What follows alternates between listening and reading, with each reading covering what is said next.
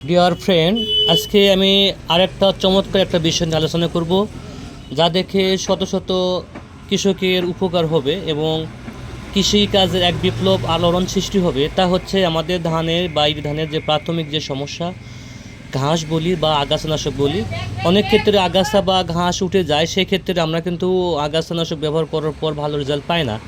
সুতরাং যেসব কৃষক বলেন যে আমার আগাছা দমন হচ্ছে না বা আগাছা উঠে গেছে, হয়তো যে কোনো কারণে সময়টা অতিক্রম করছেন, কিন্তু সেই ক্ষেত্রে আগাছা উঠে গেছে, সেই ক্ষেত্রে সহজ পন্থা বা সে আগাছা দমন করার সহজ একটা উপায় বের হয়েছে।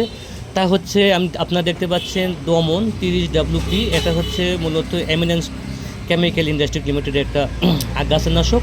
এটা ব্যবহার করবেন নিঃসন্দেহে আপনার জমিতে প্রায় আমরা জানি 15 থেকে 18 প্রকার ঘাস বা আগাছা হয়ে থাকে।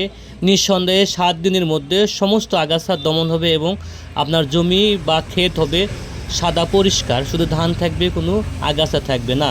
এর ব্যবহার বিধি সম্পর্কে বলি, এটা ব্যবহার করবেন, আমরা জানি যে যখন আগাছা উঠে যায় সেই ক্ষেত্রে এটা ব্যবহার করা যায়, এবং আগাছা যদি না উঠে যায় অগ্রিম ব্যবহার করলে কোনো সমস্যা নেই। ব্যবহার করার সঠিক সময় হচ্ছে 10 থেকে 25 দিনের মধ্যে। কোনো ক্ষেত্রে যদি তারও অতিরিক্ত সময় হয়ে যায় সেক্ষেত্রে কোনো সমস্যা নাই। ব্যবহার বিধি সম্পর্কে বলি, ব্যবহার বিধি সম্পর্কে আমরা 50 গ্রাম দিয়ে ব্যবহার করব 1 থেকে সোয়া বিঘা, অর্থাৎ 35% জমি পর্যন্ত স্প্রে অথবা সারের সঙ্গে ব্যবহার করতে পারবো।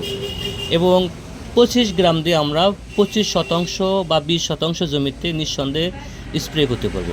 তবে প্রধান বৈশিষ্ট্য হচ্ছে এটা ব্যবহার করার পূর্ব শর্ত হচ্ছে জমিতে সেকে ভিজে অথবা 1 ইঞ্চি পানি ধরে রাখতে হবে। মনে রাখবেন 3 দিন পানি দিবেন না বা পানি নেবেন না, তবেই আপনি ভালো একটা রেজাল্ট পাবেন। বাংলাদেশে, আবার বলতেছি, বাংলাদেশে আলোড়ন সৃষ্টিকারী একটা আগাছানাশক দমন 30WP ব্যবহার করবেন, কোনো আগাছা থাকবে না। ধন্যবাদ।